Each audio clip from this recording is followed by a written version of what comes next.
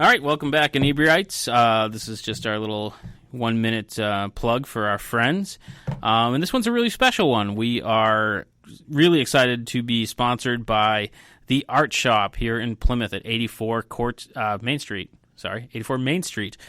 If you live in Plymouth, you realize Court and Main Street's kind of the same thing. That's why I got confused. So it's Jesse and Eddie. They were our first podcast way back over a year ago. And so they've decided to sponsor us this month. So they've given us a bunch of stuff to give away at our life drawing, at our craft beer and coloring, and our new game night at the end of the month. If you want information on those, you can check it out on Facebook. And if you get a chance, if you're in the Plymouth area, make sure you stop in the Art Shop. It's directly across the street from the Plymouth Memorial Hall. It's on the second floor. It's a gorgeous space. I know they have some classes there on different art styles. They did a printing class where they used like actual fish. I was going to say live fish, but that's not true. They were dead. But actual fish to do like a print with them. There's a specific name which escapes me. And there's tons of artwork. Jesse's one of the most prolific artists I know. Painting, drawing, pastels, you name it. And Eddie is a great jewelry maker, so there's plenty of really nice pins and earrings and whatnot. So we want to thank the Art Shop for sponsoring us this month, and make sure you check them out. They are also on Facebook. Yeah, so if you get a chance, stop in there and pick up some one-of-a-kind unique art or some prints or jewelry. And thanks for listening.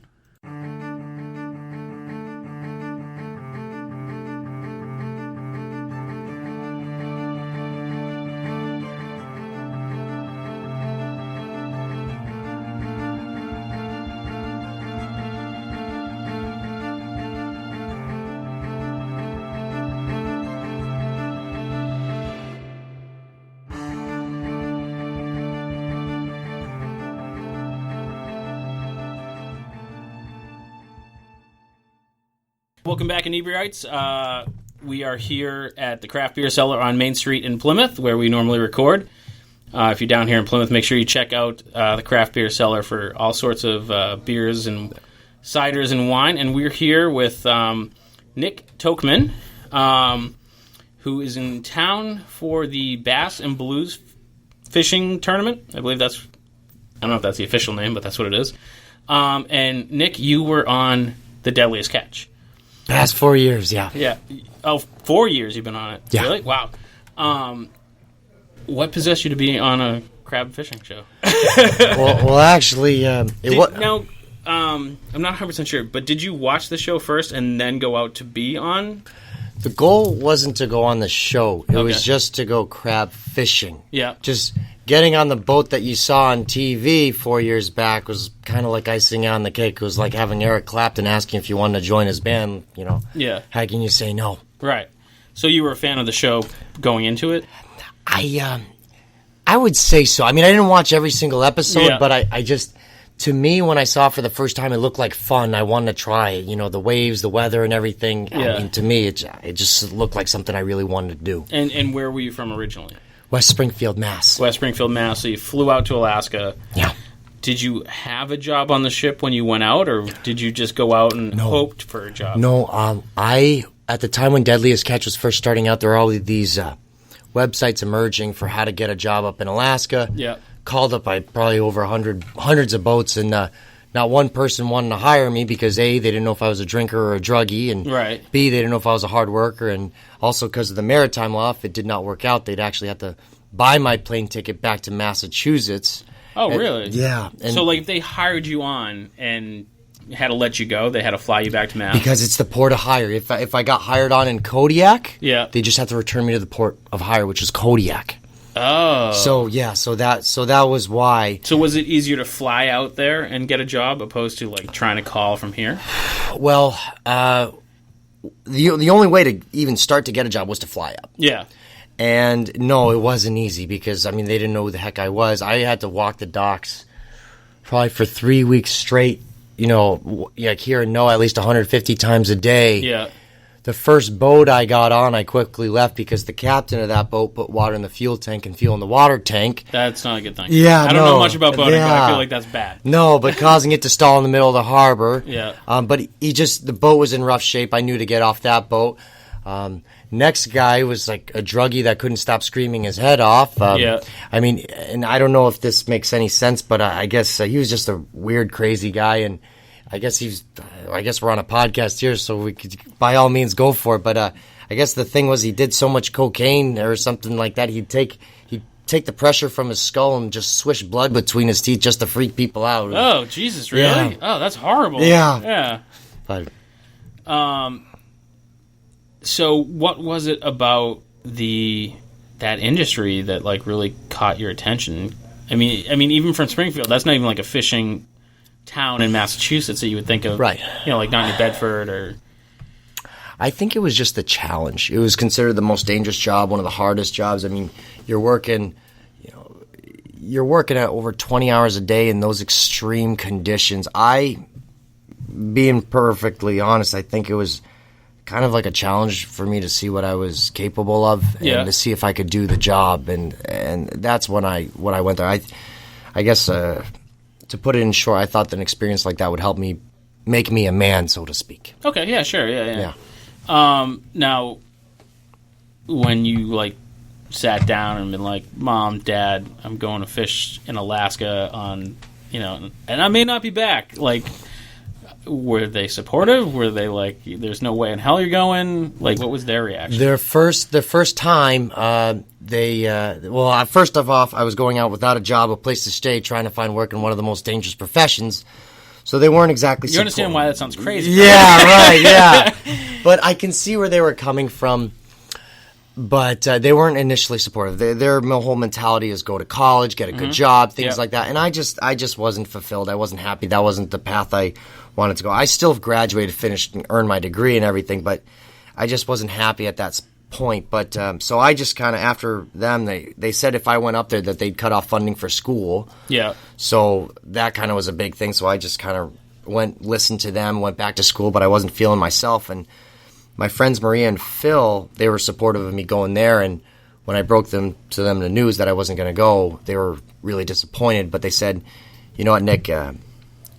It's a dangerous job. You can get seriously hurt, but you can be over here and get into a car wreck, right? And you can be over there when your time's done. Your time's done. Yeah, exactly. It's like one of those. But they said at least if you go up there, you'll be living, and that gave me a boost of confidence to go back up there. And I read this book and I answered a bunch of questions in there, and basically what's the worst that could happen if you did what you considered. And from the answers I decided to go up there, and they were shouting at me for hours on end, and I just said, I love you guys, I understand, but I'm gonna do this. And I went up there, and you've done it 4 years. I did fishing 8.5 years. I was on the show for 4 years. Oh, okay. So you kind of had to like earn your way up to one of the boats that was just on the show?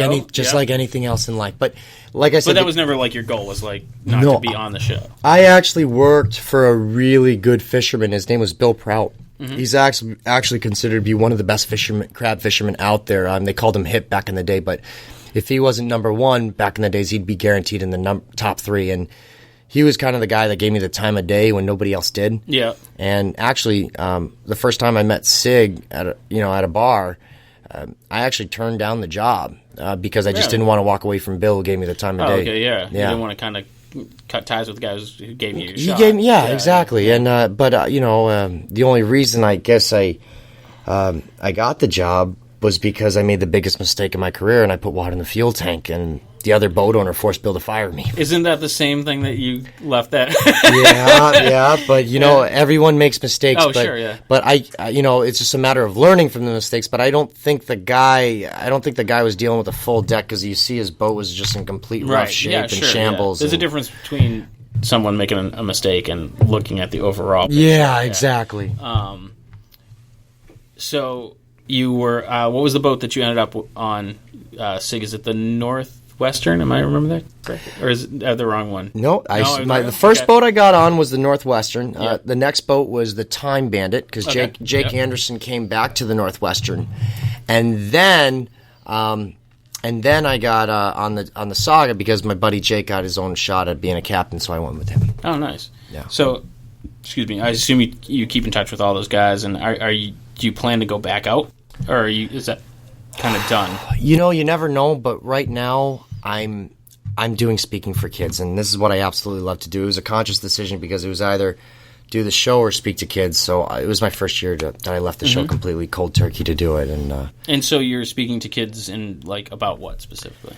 So conquering negative influences, connect with your voice, create your success. That's my brand, but it's about getting away from all the voices around them of, who to be, what to do, what job to have.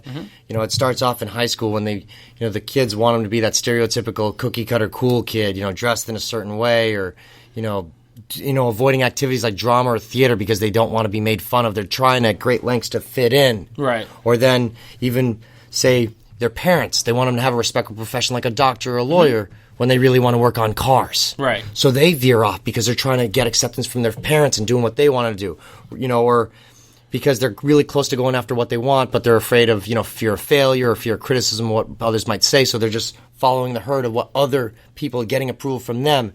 So all I'm doing is just redirecting the attention back on themselves so they can figure out what they want out of life and go after it. And that's an amazing message. We were at a cookout a few weeks back, and they were talking about one of their daughters who was going to school, and she wanted to be a writer, and they came from a very blue-collar background, and they're like, we just don't understand, there's no work. And like, there is work. Yeah. Just because you don't know about it, yeah. Anything you read has to be written. No matter how, if it's insurance jargon all the way to, Game of Thrones. Yeah. There's a huge range in that. And one of the things that I feel like from this podcast is really a message that I'm learning is to say yes to opportunity. And, I've had people in the past, we've only been doing this a little over a year, and in that year, people are coming to me with weird requests that most people are like, I don't know how to do that, and I honestly don't. But I'm like, sure, we'll get that done. But you're loving doing it. Oh, it's great. Yeah. I mean, that's the interesting part. I can be sitting at home watching reality television or whatever, and I do binge watch on Netflix once in a while. Or you can be out there being like, give me this challenge, and let's, how are you going to do it? I don't know. Let's figure it out. Yeah. And it's so rewarding at the end, So I think that's fantastic. Do you get pushback from teachers at the school? I'm assuming you talk to schools.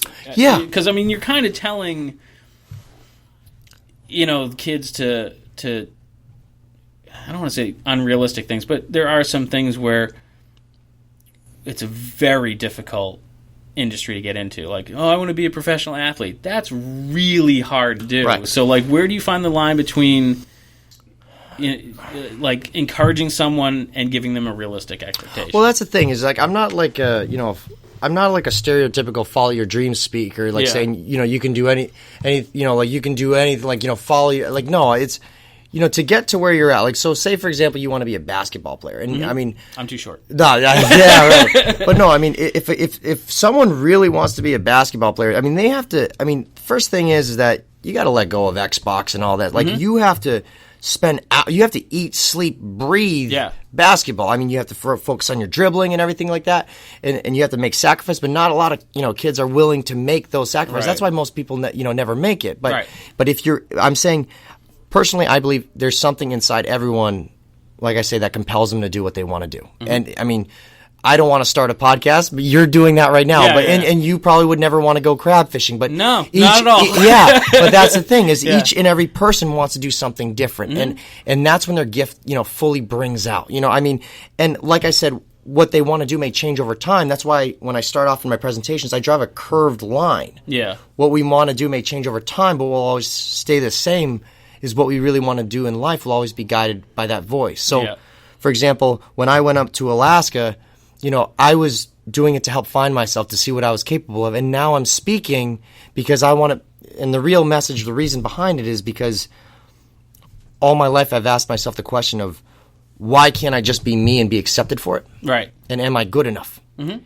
And I feel that question in of itself is the reason why people veer off track. Sure, because people are always their hardest critics. So even if someone else is like, this is fantastic, they're going to be like, well, I didn't quite do it how I wanted to, and you're the one that kind of harps on yourself to bring Sometimes. I mean, it can be outside, but... Well, I think it's more of, like the expectations from others. Yeah. Like I said, like being the cool kid in high school, like being this certain way or, being somewhere for parents or whatever, for those, it's like you have to do this path and it's like, okay, I'm veering off this way. Whereas really it's just, what do you want out of life?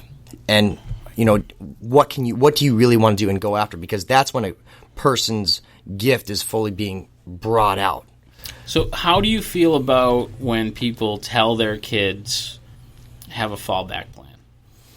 Oh, I personally, I have my Mate 1600 ton license. You have your what? Mate 1600 ton license. I don't know what that is. Okay, it basically, I can work, go on tugboats or things like that. Yeah. And I can be paid really well. And I guess I got it just in case of speaking. Didn't work out. But really looking back on it, I don't believe in him. See, I very much feel the same way.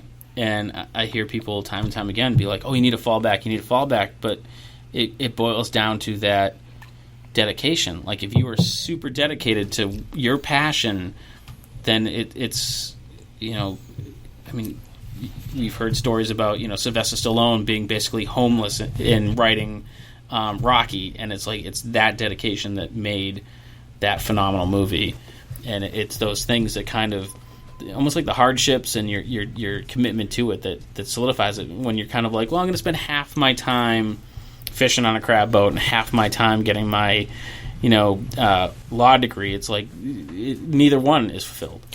When I first started off, in Alaska, I camped out in a tent. I ran out of money. Yeah. One night I stayed in a shelter. I mean, one night I even snuck into a laundromat in an apartment complex. I mean, countless times. I mean, it wasn't easy, but I kept going at it. I mean, yeah. And now I'm speaking, and this guy right here, Adam Deshavy, my right-hand man right here, I mean, he sees, You don't make him sleep outside, do you? No, I don't. No. But seriously, I mean, but like, I mean, we... Like, I did it, you'll do it too. For speaking, we eat, sleep, breathe this. Yeah. I mean, like, this is what I do. I mean, we're not just going in there making a speech or something. Like, I was at Plymouth 400. I have a whole set of notes and everything. This is... I mean, I'm putting everything into this. And actually, getting into speaking is it's really, really tough. Yeah. You got to make sure your passion and love is in there, and that's when you're really going to, make it. And one thing, there is this book called The Alchemist. It's one of my favorite books. And it said a true alchemist was like studying the secrets to life through precious metals. Mm-hmm. And the ones that were able to turn lead into gold is because they had a passion to find out the secrets to life. Yeah. And the ones that didn't just got so obsessed turning lead into gold. And that's just a metaphor. Is just of it's about the passion behind the process and not the outcome.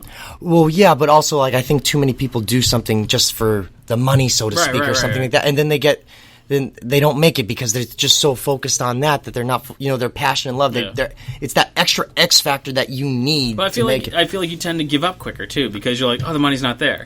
It's like, oh, the money's not there yet. Yeah. And it's like you have to suffer through sleeping in a tent and whatnot. And I mean, we've been doing this podcast now for about a year, and it's like, because I have a full-time job, because I have child support and things I got to pay, how that goes. Right.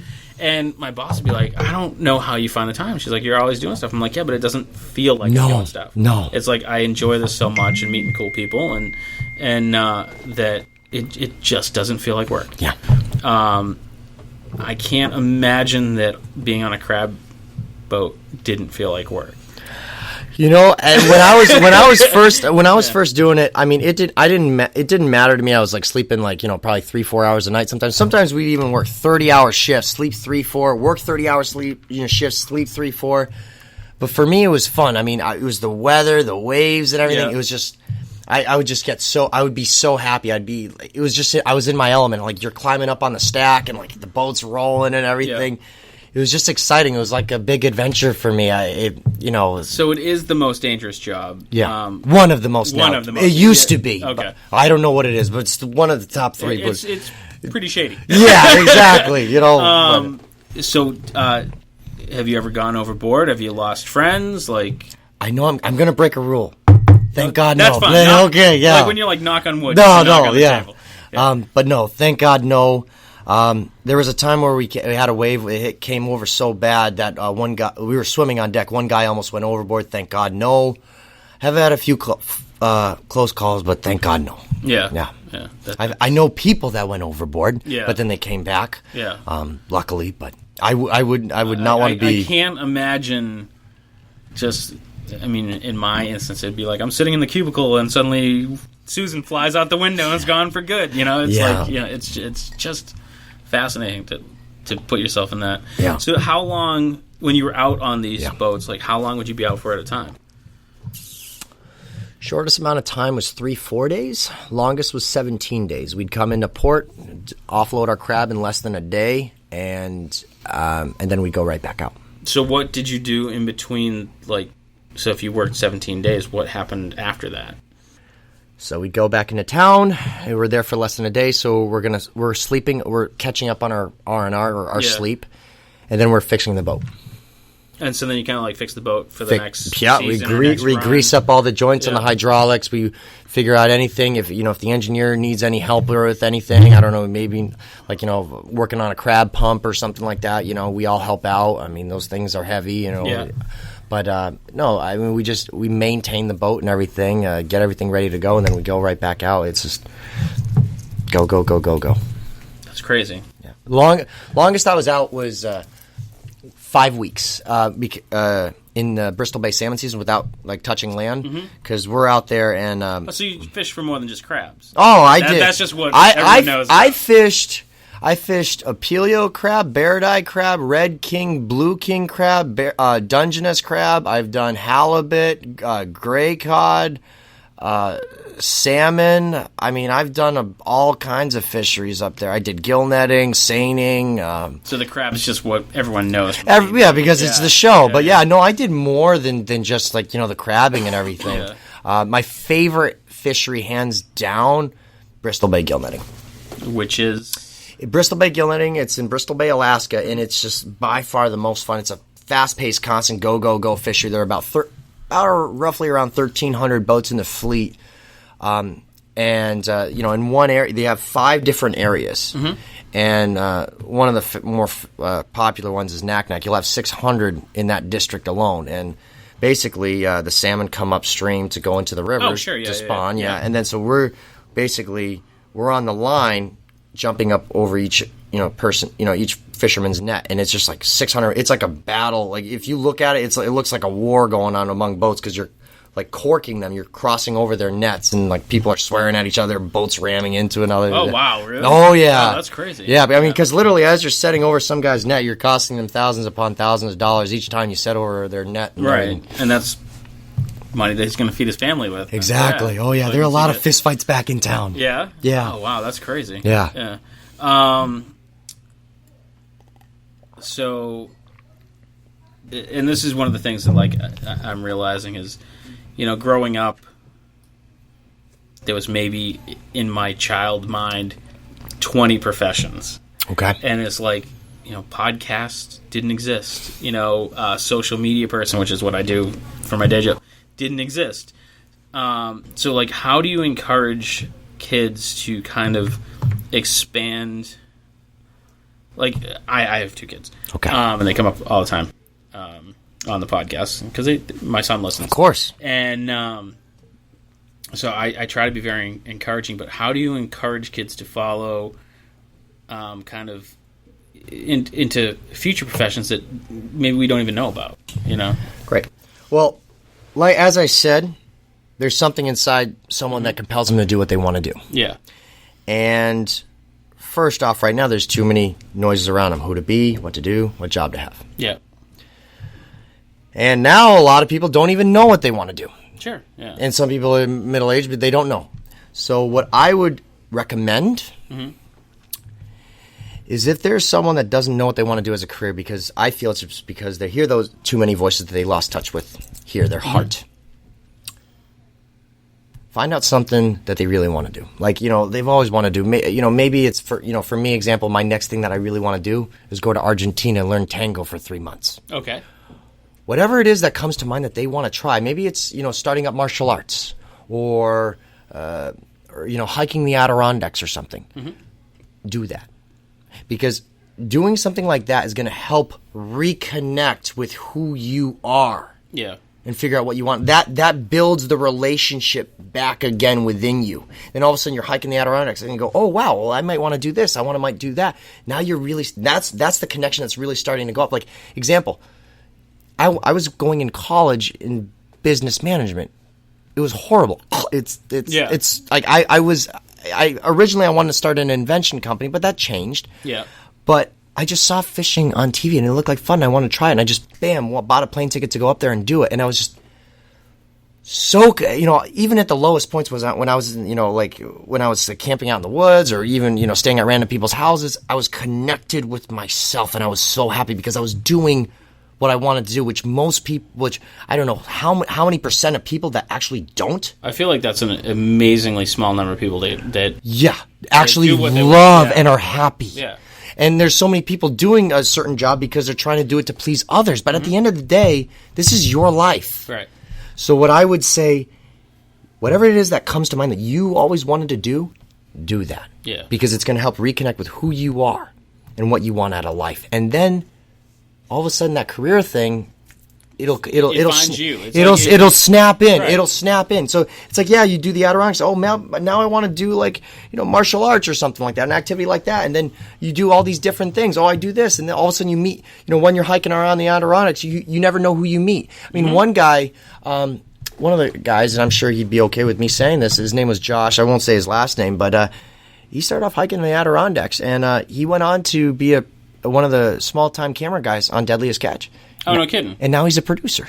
Yeah, and it's weird how that sort of thing comes. It's like you almost have to find out what you love and then try and figure out how you're going to make that your life. Right. And it's like I try to be very encouraging to my kids. My son one day said to me, he's like, I think I want to be a stand-up comedian. Okay. And I'm like, good, do it. Yes. Find an open mic that will let you do and write some jokes and get out there and do it. Yeah. And because either you're going to find out being like, oh, shit, that's not what I want to do. Yeah, right. That's great. Yeah. That's one less thing you can cross. Yeah.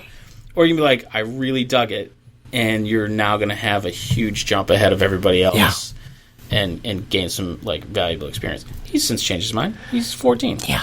But try it. At least try it. Give it a try. And, even if it becomes something you're like, it was fun, but it's not what I want to do, maybe I'll, dabble in it. Cool. Now you have a hobby. Yeah. And so to me, I just feel like a lot of adults kind of forget that kind of that kid voice inside them. Yeah. That is like, oh God, it was, can't remember the author's name. He wrote, Everything I Need to Know I Learned in Kindergarten. I'm sure I'm maybe killing that title. But he's like, if you go into a kindergarten and say, who can draw? Everybody puts up their hand. Right. Who can sing? Everybody puts up their hand. It's because as we get older, people start telling you, oh, you can't do that. Yeah. Oh, you're not as good as that person. Yeah. And, it's that kind of youthful, I can do it. Yeah. Let me try. And that's super important. It's funny, when I was going to Alaska and going crab fishing, people thought I was out of my mind. I would have been on that. Yeah. But people thought I was crazy. Like, you don't know anything about fishing. And then, look at me. Did you ever fished at all? Even from the shore? Freaking just going on a little boat, just, catching bluefish and stuff like that, or grunts in the Gulf of Mexico, but nothing commercial. Yeah. But I didn't know a darn thing. But, I went up there and did it, and I had a blast. And all of a sudden, years later, I was on a TV show. People were like, oh, okay. Now they start. What was the point where you kind of had the, holy shit, is this my life moment? Because, you're now being invited out to, run the oversee chair, however they want to call it, this fishing tournament. Well, I was just the speaker. It's still people are inviting you out to be you. Yeah. And how surreal is that? At what point were you like, wow, this is so bizarre? I'm very blessed. I would say, I think the moment when my life really began was when I left off the plane to go to Alaska. Yeah. That's when it started, because it's just, I swear to God, it's just if you just act on that impulse that your heart tells you and just act on it and do it. As hard as things start to get, but things start happening. Yeah. And your life just keeps getting better and better and better and better and better. The first day that I was there, it was surreal for me. It was just,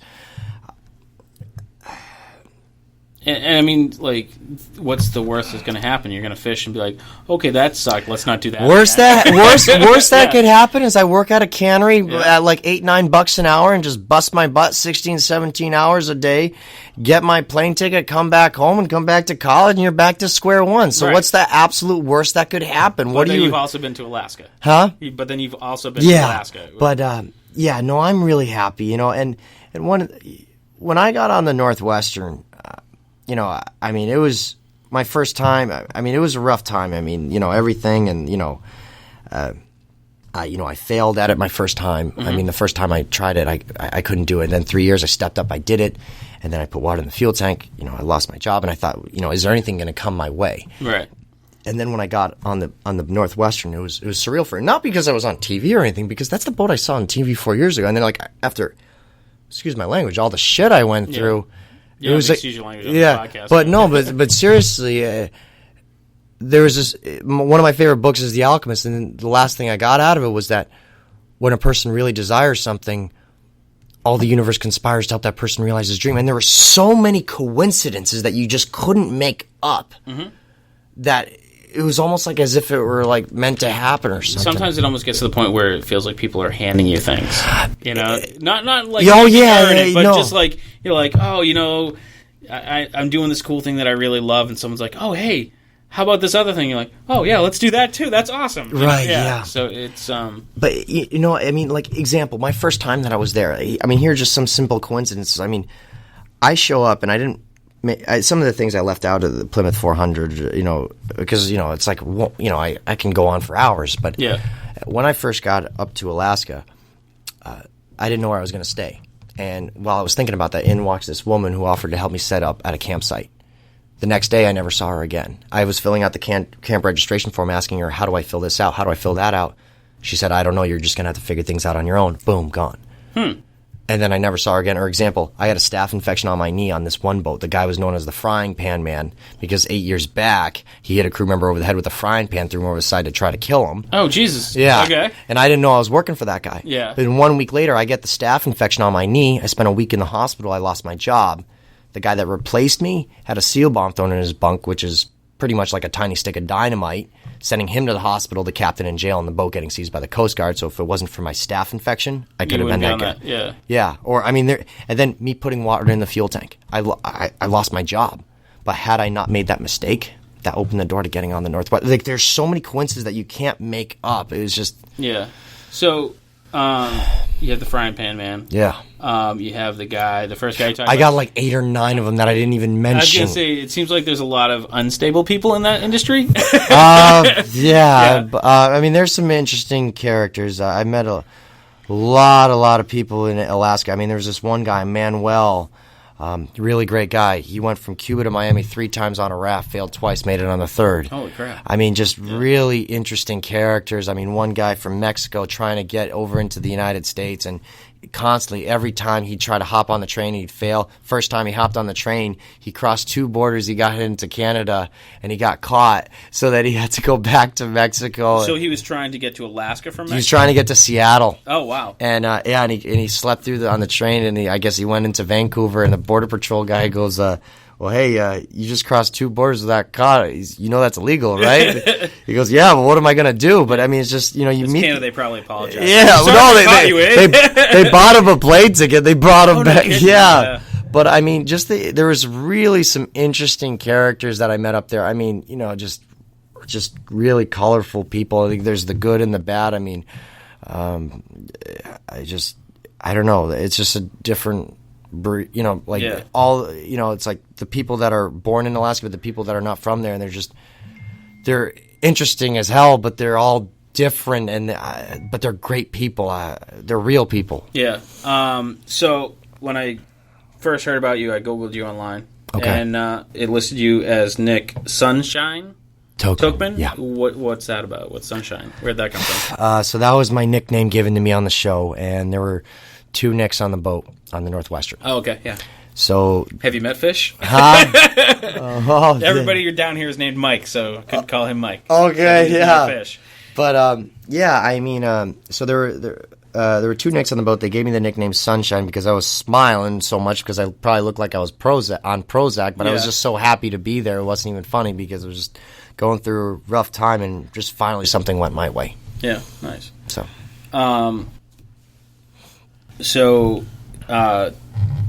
you mentioned the Northwestern. You mentioned Time Bandit. Time Bandit. That's the other one from the show. Now I'm fairly familiar with the show. Didn't one boat sink at one point? Were you on the show at that point or off the show? Or? Well, there are many boats that did sink, but just recently this past season, one boat did sink. It was the Destination, and 6 people died on that boat. Yeah. Was that a fairly common occurrence, or is that like a really obscure thing that just kind of happened?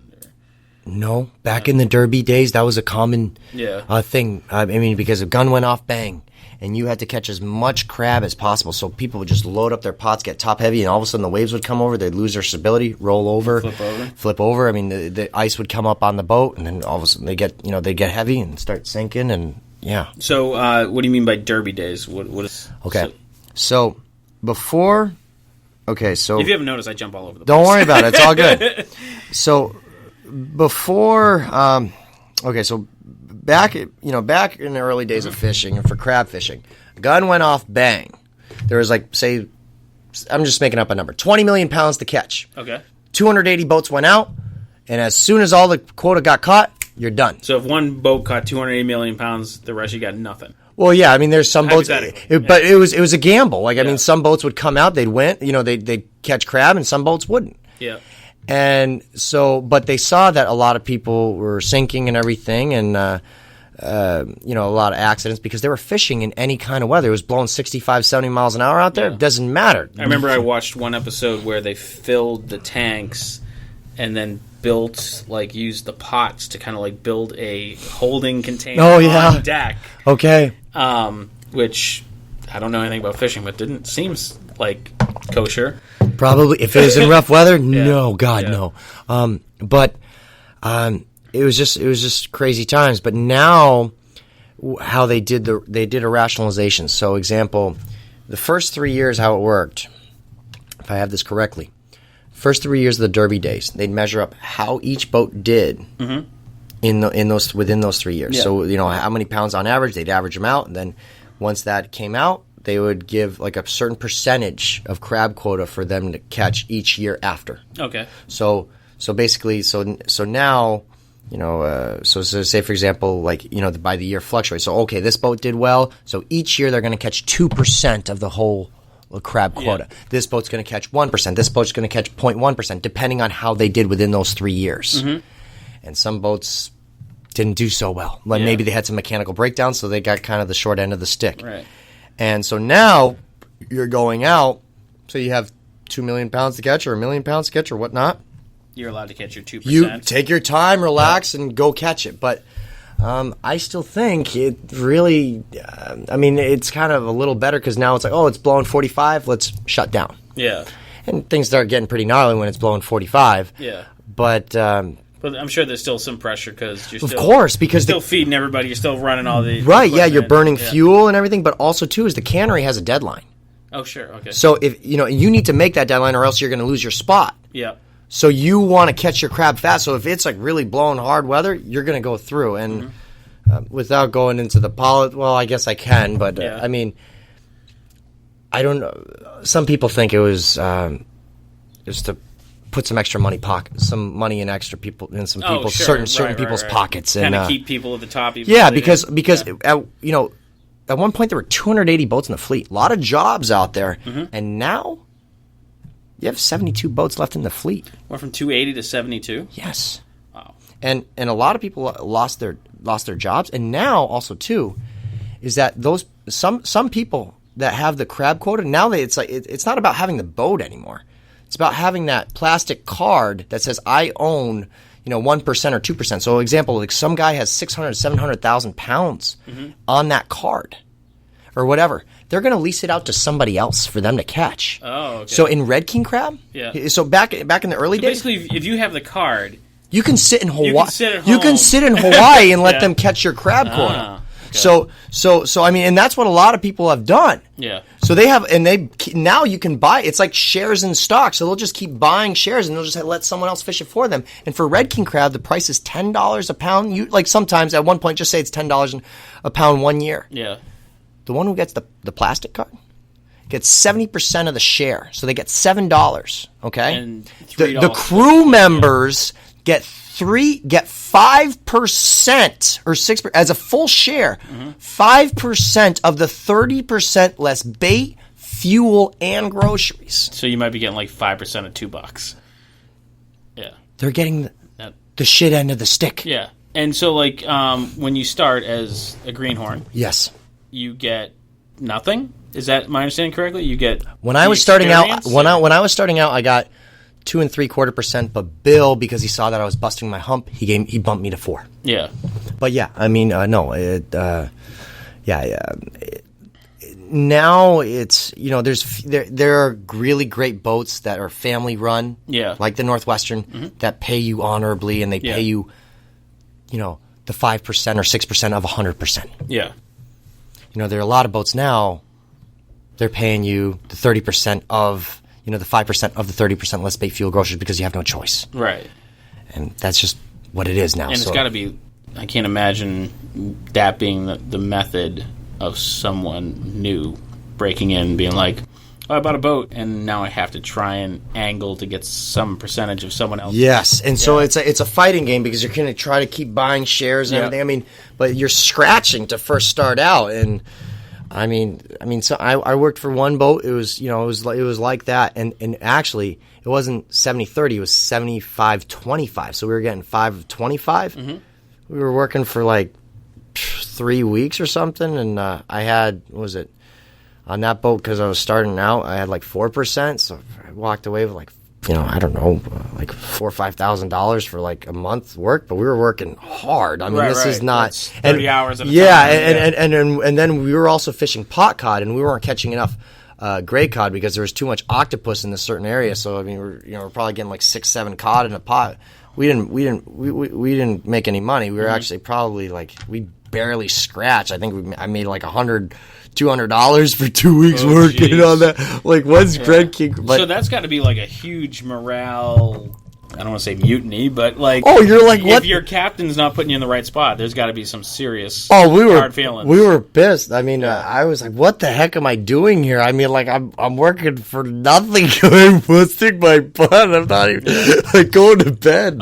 So kind of like to bring it full circle. So like it to break into that, you would have to fight tooth and nail. And almost kind of have an unrealistic expectation of what you want. Like if that was, if you're talking to a kid who's like, I want to own my own fishing boat, like how would you advise that kid? Like, make sure he absolutely wants to do it, but it is a very lucrative career. Yeah. Like, I mean, if you own your fishing, I mean, like they're great. I mean, what was it the Bristol Bay gill netting? That's a great fishery to get in. I mean, if you're a good fisherman. I mean, it was setting up the boat and everything. You got 8 weeks. I mean, you walk out with a good $200,000 if you're a good, 8 weeks time. Yeah, that's great. And then you pay your crew and everything. I mean, it's a short week, and you pay your crew. Usually, a crew member makes about, depending on the percent you get, maybe between $15,000 and $20,000 less the bait fuel for like 5 weeks. That's pretty good. But no, I think it's a great career for anybody that wants to do it. If they like working with their hands, if they want to be their own boss, it's a great thing. And then they can just relax for the rest of the year or whatever they want to do, or they can jump into another fishery. But one thing is, I would make damn sure that they know that this is what they really want to do. Yeah. So, like, what age groups do you normally talk to? Is it like elementary school, junior high, high school? I start off from 4th to 5th grade. I don't go any lower because some of the things that I speak about, it's hard for some of the students to conceptualize it. But 4th to 5th grade, all the way up to students in college. Mm-hmm. And I put my message for 4th to 5th grade. I adjust my language accordingly. For 6th to 8th, I adjust my language accordingly. Sure. Because they're going through different times at that point as well. Yeah. And then 9 to 12, I have customized it for that. And of course, college is different as well. And if someone was listening and wanted to find out how to book you for a speaking engagement, like where I'm assuming you have a website. Everyone's got a website. My website is nicktokman.com. That is NICK Tokman.com. And he doesn't really make his assistant sleep outside. No, I don't make my assistant. He's right here right now. He's taking a nap. Yeah. So I'm assuming they can. Is there like a calendar on there where people can find out where you're speaking? Do you speak to kind of the general public as well too? I do, depending on what it is, and but I will do that as well, and they can just reach out to me, and if it's a mutual fit, I'd be happy to. But as I have to make sure it's a fit, first. Yeah. So it's got to like work. You got to you have to. I don't want to say feel it, but like you have to. You don't want to feel like you're talking to people who aren't going to listen. Is that? Well, more like that. Whatever their mission is, or is aligned with mine. If I want to make sure it's a good fit, that my message is appropriate for that audience. You don't want to be at like a clan meeting. Whatever. But but I'd be happy to, and they reach out. Feel free to reach out anytime. We're very easily acceptable. We'd love to hear from people, and if they want to follow us on social media, I reach out to the fans. I'm on Instagram, Twitter. It's just Nick Tokman. Okay. And then with Facebook, it's just Nick Sunshine Tokman instead. Oh, nice. Yeah. And do you get a lot of feedback through social media? I do. Yeah? I do. So how you've been speaking to kids for how long? I started doing it as my way of giving back. It was my second year on the show, so I would say... I think that 3 years before have you gotten any kids to reach out from kind of that first batch that Nick, you've made a huge. I have, yeah. I've had some great testimonials from kids, and I still talk to them on social media. Some people just still reach out. Yeah. I'm always accessible. I do my best. I'm so busy. Yeah. But I always try to reach out and do my best to reach out to them. It may take me about a few days or sometimes a week because I'm just swamped with so much going on. Yeah. But I do my absolute best to reach out to everybody. But I had one school I was at. I won't forget it. I was at a tech school, and one kid said, "Thanks to your message, my family didn't want me to enroll in the military, and I was sworn in on this date. Thanks to you hearing your message." And I thought that's awesome. Yeah, and I heard another student. I give a book in my my presentation, and this one girl comes up to me and she says, I don't know if you know this or not, but I'm going through a really rough time right now. And I don't know if you gave this to me on purpose, but I want to thank you so much for giving this to me. And I wasn't thinking about going to school today. And because of hearing your message, it meant a lot for me. And I'm going to keep staying in school and doing what I want to do. And so she's going to drop out. I don't know what she was. Yeah, but I was happy to hear that message. That's what makes it worth it for me. And I absolutely love it. For me, if I was going for the bucks, I'd be speaking to corporate. But I love speaking to kids, and this is where I really want to be. Yeah, I can imagine it'd be more fulfilling. Yeah, I love it. I absolutely love it. So fishing, talking. What do you do in your spare time? If I have no spare time, it's got to be a day. All right, if I like singing, I like dancing, I like going out with my buddies if I can. I like to hang out with my family. But hobbies, I like writing. I like my. So you've talked about giving out books and books you like and talking. Yes. Are you considering writing your own book? I am. I got 220 pages written right now. It's going to be called Greenhorn. Oh, cool. Yeah. So once it comes out, I'll let you know. Oh, that'd be great. I'd love to read it. Yeah, but I love doing that. Play poker every now and then. I love cars. Had a Nissan 300ZX twin turbo. It was amazing shape. I don't know if you're into cars or not. That means nothing. Don't worry about it. But I'm pretty sure those were all words. Yeah, but I went to Skip Barber Racing School for 3 days. Oh, and that's cool. I like that. I'd really like to if things go well, I like to make that as a little hobby of mine, just to kind of like racing cars and stuff. And have you ever been down to Seekonk? No. Oh, the Seekonk Speedway? No. I was hanging out with a friend of mine. And she was going through a tough time. She's like, we got to go down to Seekonk Speedway. And I could care less about cars. But I'm like, all right, whatever. I don't like NASCAR. The first race comes out, and it's very NASCAR-y, driving in a circle. I'm like, whatever. Right. Then they have spectator drag races. Okay. So it's people racing their street cars And so they sign off all sorts of waivers. So if they crash their car, they get shit out of luck. Yeah. And then it goes on to enduro races, which the only way I can explain it is demolition derby NASCAR. Okay. Cars are flipping over, the track's catching on fire, and I'm like, did they stop the race? She's like, nope. I'm like, I can watch this every weekend. This is amazing. That's funny. Figure 8 races. Okay. Which is horrifyingly scary. Yeah, I don't think I'd do that, no. It was... If NASCAR was like that, I'd watch every weekend. It was amazing. Yeah. I recommend if you get a chance to go out and check it out. Okay.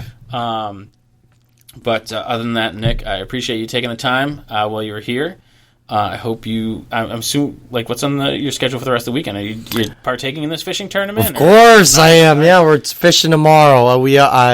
I auctioned myself off for charities. So so you're like someone's partner? Yeah. So for the Plymouth 400, and I'm going fishing tomorrow. Nice. And getting up bright and early. Probably got to get up at maybe about 5:15, but I got to be there for 5:40. No, that's all right. I could do it. It's totally worth it. So I'm happy to go out there and have some fun. Hopefully we catch a big one. And But and then I'm going to be out there for the music festival later on that night, nice.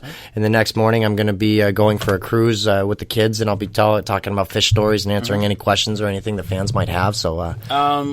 Are you going on, is it the Lobster Tails? Is that the boat you're going on? Yes, that's the one, yeah. Well, tell them I said hello. Okay.